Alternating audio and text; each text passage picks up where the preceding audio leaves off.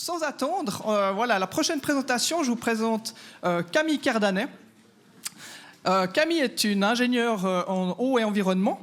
Elle a beaucoup travaillé dans les collectivités territoriales en France, donc elle connaît déjà bien ces interactions entre collectivités, entre communes, etc.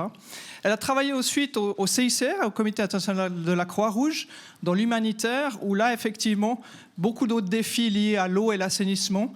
Et pareil, en travaillant aussi au sein des sociétés, des populations, et de trouver des consensus ou des projets communs pour tous. Depuis 2022, elle travaille au canton de Genève dans la gestion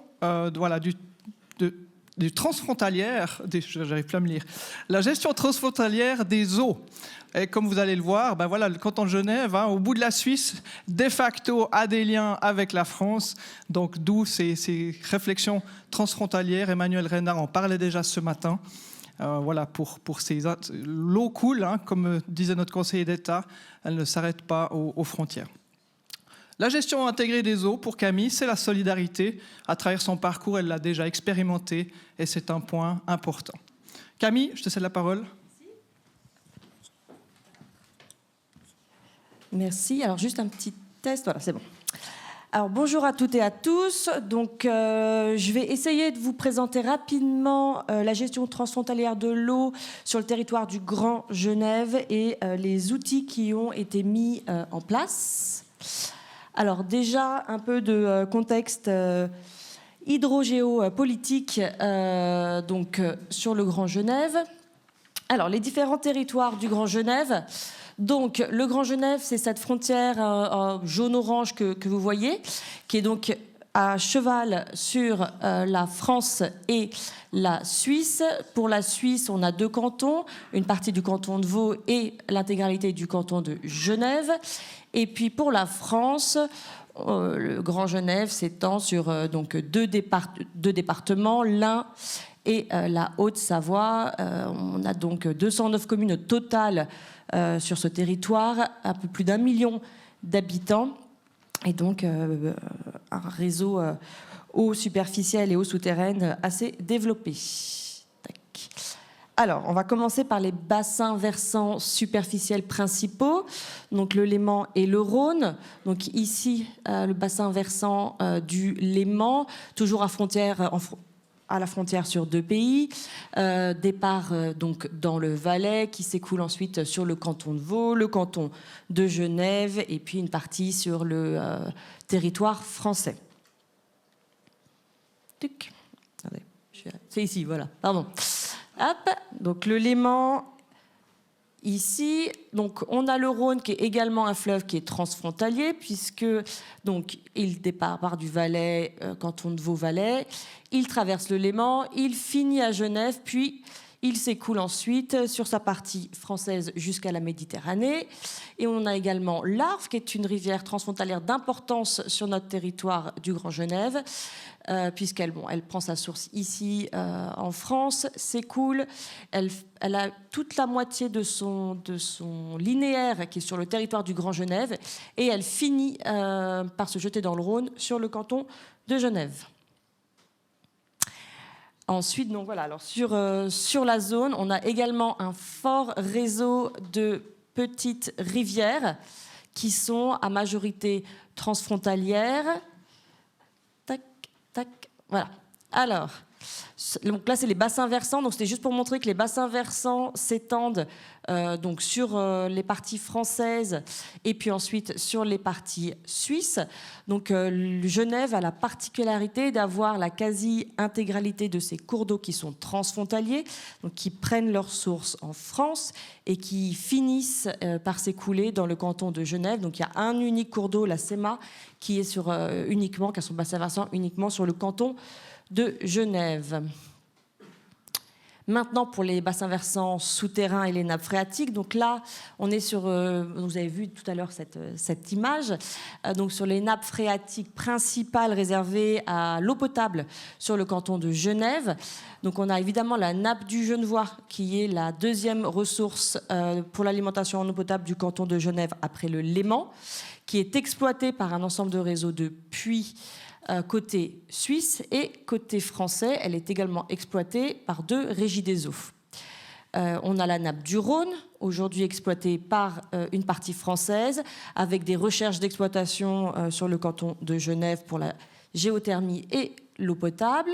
La nappe de la London, qui est transfrontalière également, et qui est exploitée pour l'eau potable sur le canton de Genève. Et la nappe de Montfleury, qui est légèrement transfrontalière, mais qu'aujourd'hui n'est pas exploitée.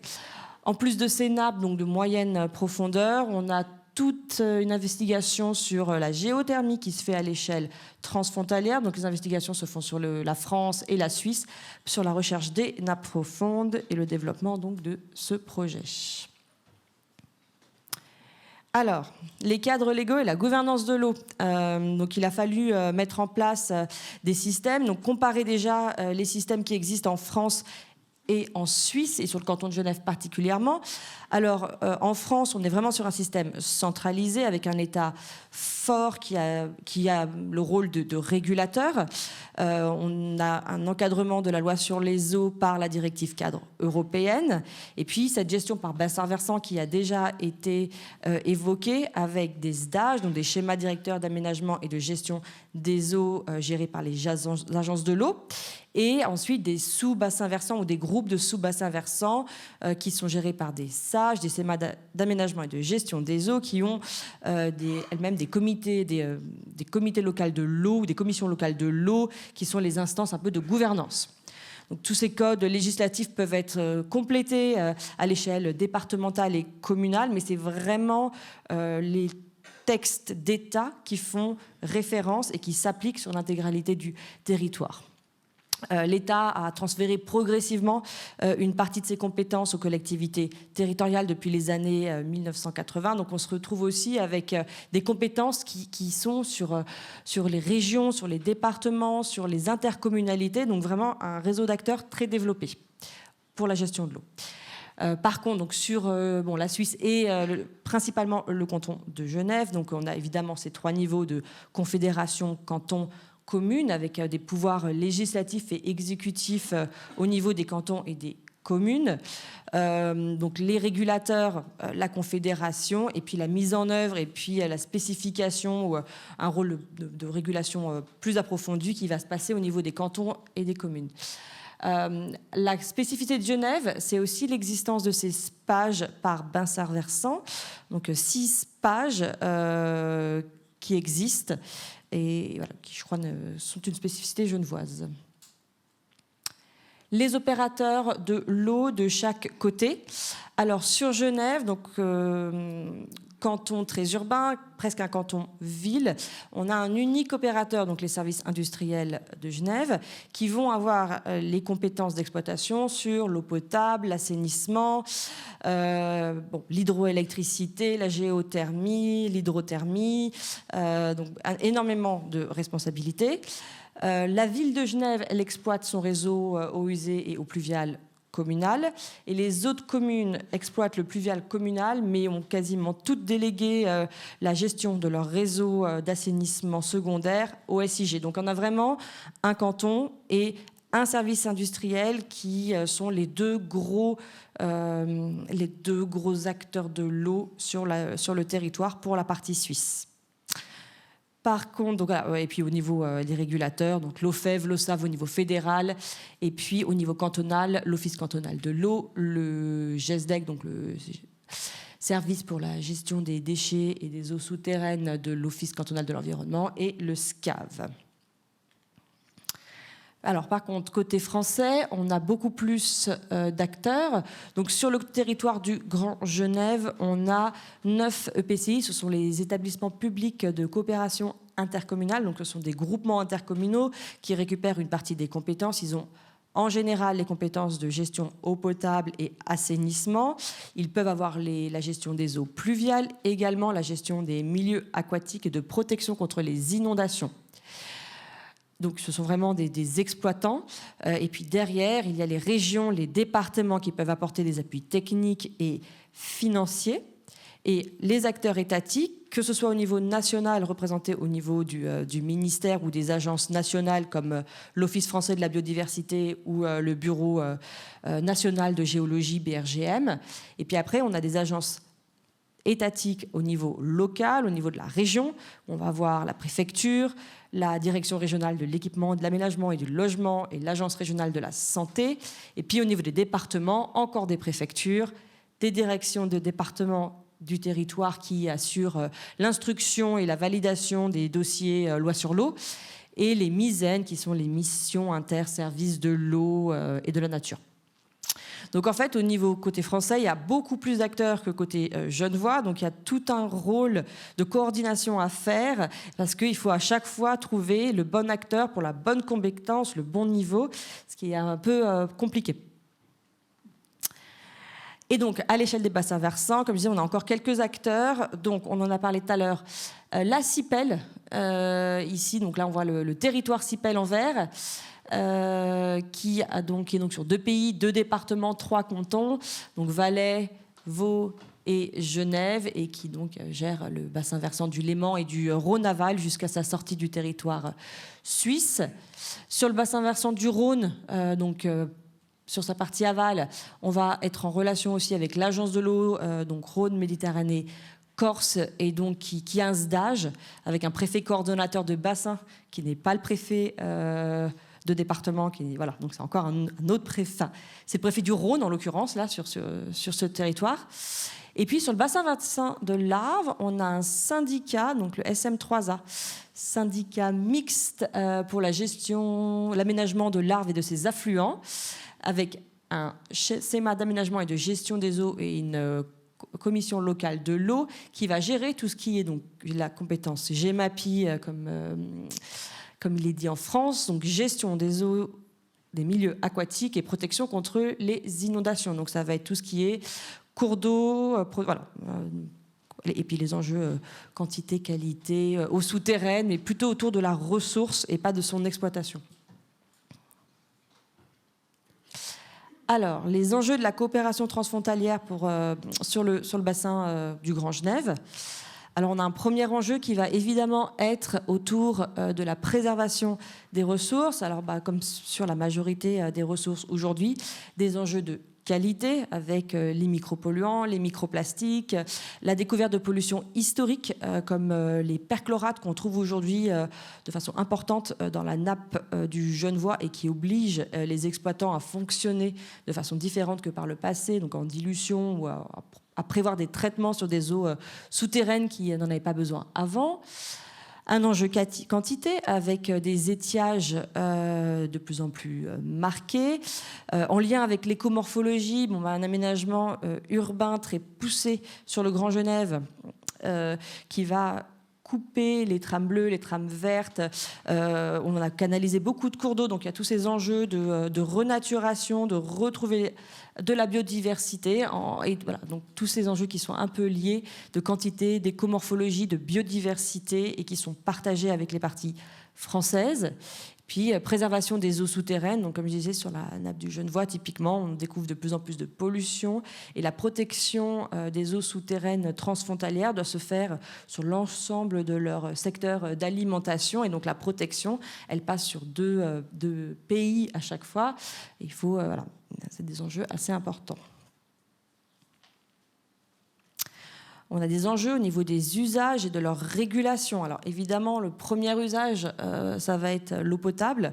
Donc comment garantir aujourd'hui l'alimentation en eau potable sur l'ensemble du territoire de vie du Grand Genève, sachant que sur le canton de Genève, évidemment, 90% de l'eau vient du lac Léman, mais sur les communes et les intercommunalités limitrophes, on voit déjà aujourd'hui des risques pour l'approvisionnement en eau potable et des impacts donc sur les nappes souterraines, sur les sources.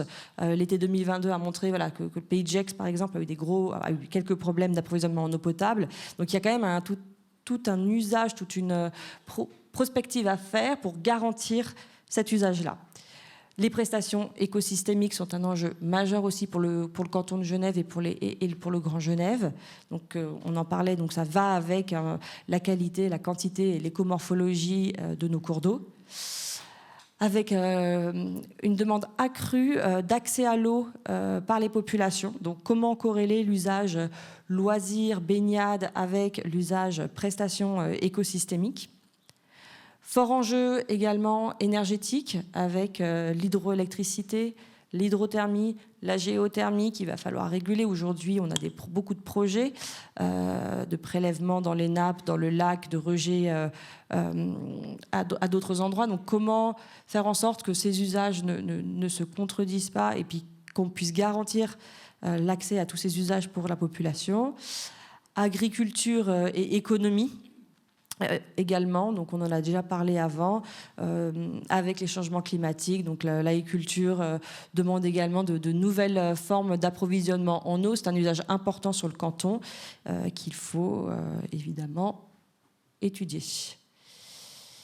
Alors les outils transfrontaliers de gestion de l'eau qui ont été mis en place sur le canton de Genève. Donc c'est un ensemble d'instruments juridiques qui rend possible la coopération entre le canton ou la Suisse, sur certains d'entre eux, sur différentes thématiques de gestion de l'eau.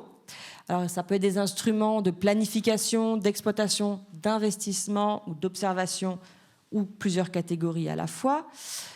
Ces outils, ils peuvent être créés soit spécifiquement pour un contexte, donc c'est le cas de l'accord de la CIPEL, il est créé spécifiquement pour la protection des eaux du Léman. C'est le cas de la Convention pour la protection et l'exploitation de la nappe du Genevois, il correspond à cette ressource et à son usage eau potable majoritairement. Ils sont aussi beaucoup issus d'outils français et intègrent alors une dimension transfrontalière. Donc vous verrez tout à l'heure qu'on a eu beaucoup de contrats de rivière qui sont un outil français sur lequel le canton a décidé de financer une partie des actions. Aujourd'hui, on n'a plus de contrats de rivière, on a des nouveaux outils. Et puis, voilà, en général, ils sont co-signés. Alors, petite évolution dans le temps. Donc là, ici, vous avez le nombre de contrats transfrontaliers ou d'outils transfrontaliers qui existent ou ont existé. Donc, on a eu plus de 40 à l'heure actuelle. Donc, voilà. On voit qu'ils augmentent avec le temps. Alors vraiment, donc on commence en 1880 avec un outil, 1900 un deuxième outil.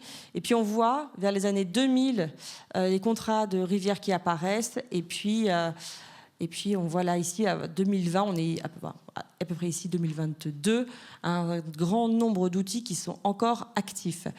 On les a regroupés en plusieurs usages. Les usages urbains, eau potable, assainissement, la pêche, la navigation, l'environnement, donc ça va être tout ce qui est protection, contrat de rivière, et sécurité des biens et des personnes.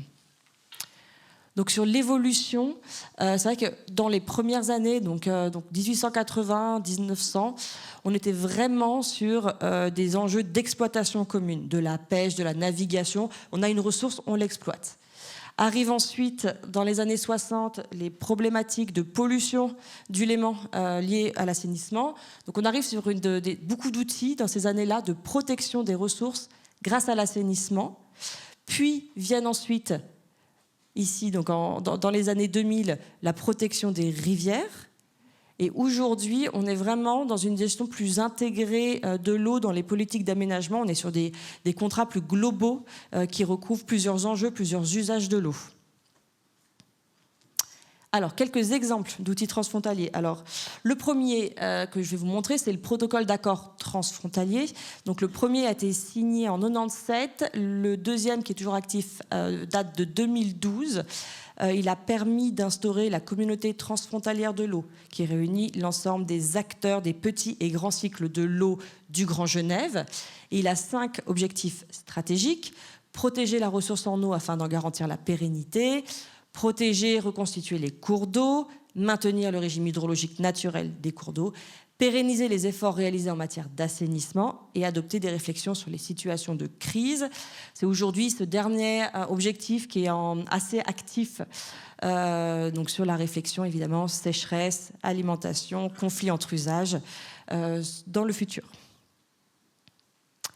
Alors, quelques exemples d'outils. Alors, l'outil pour le Léman, donc l'accord international CIPEL, qui est donc là un outil plutôt d'observation, qui est cofinancé par la France et la Suisse et qui a une durée indéfinie. Hop. Alors, un outil pour la nappe du Genevois. Donc là, c'est une convention pour l'exploitation et la protection de la nappe du Genevois qui gère un petit peu les droits de pompage des différents exploitants côté français et côté suisse et qui gère aussi, du coup, le fonctionnement et le financement de l'usine de réalimentation de Vessy qui est sur le territoire genevois. Et donc là, on est vraiment plutôt sur un champ d'application, exploitation, eau potable, maintien d'une ressource, et qui a une durée de 30 ans et qui est en cours de renégociation. Outils pour les cours d'eau. Donc ça, c'était les contrats de rivière qui existaient avant sur le territoire. Donc on en avait 5, il me semble, qui étaient plutôt des outils d'investissement.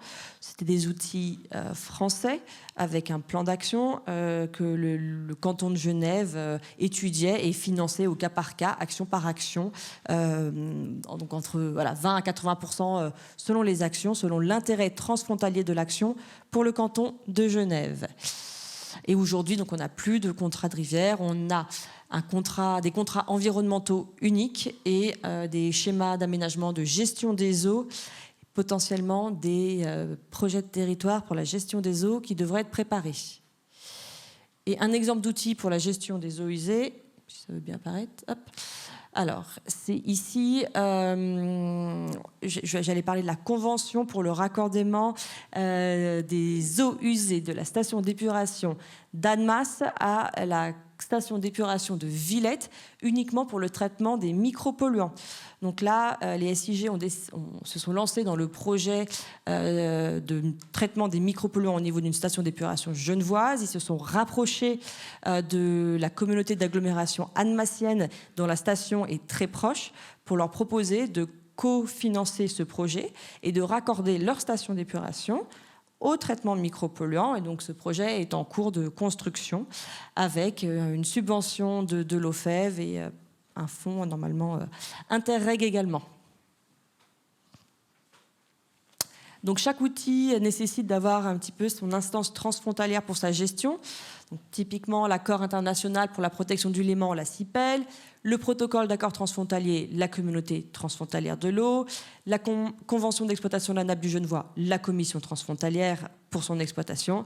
Et chaque convention de raccordement d'eau usée pour le traitement a une instance de contrôle des raccordements pour un peu le contrôle des débits transférés et la répartition des charges d'exploitation. Alors, perspective, je vais peut-être passer parce qu'il me reste... Ah, bah non. Perspective, je ne vais pas passer parce que c'était la dernière slide. Alors, perspective. Alors, action législative et coordonnée. Alors, oui, c'est un peu les perspectives. Qu'est-ce qu'on peut faire pour améliorer un petit peu la gestion transfrontalière de l'eau dans le futur? Donc, action législative et coordination juridique commune. Essayer de comparer un petit peu les cadres réglementaires français, suisseau-genevois pour les aligner et un peu aller ensemble vers des actions communes. Sur le canton de Genève, on s'est rendu compte qu'avec les parties françaises, que beaucoup de données sont collectées de part et d'autre de la frontière par différentes instances, mais qu'il n'y a aucun partage, enfin, il y a partage au cas par cas, mais il n'y a pas de partage de ces données, de ces indicateurs, ni des informations qui permettraient une bonne visualisation, une bonne observation de nos ressources et de leurs usages, et donc d'avoir un peu le même langage, des indicateurs communs ou des plans d'action qui se baseraient sur des données concertées. On aimerait également étudier la politique de financement conjoint, donc au niveau de la communauté transfrontalière de l'eau, d'avoir un espèce de pot commun et que ces plans d'action avec ce pot commun soient validés et priorisés par les Français comme les Genevois, et donc que ces réalisations et cette planification soient communes et cofinancées.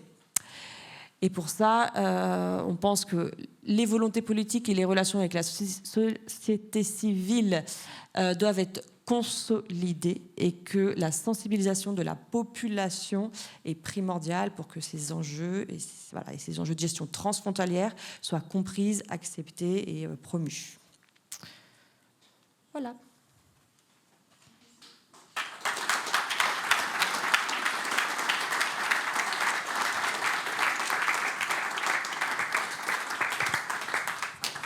Voilà, merci Camille pour cet exemple transfrontalier du bout du pays. Merci beaucoup.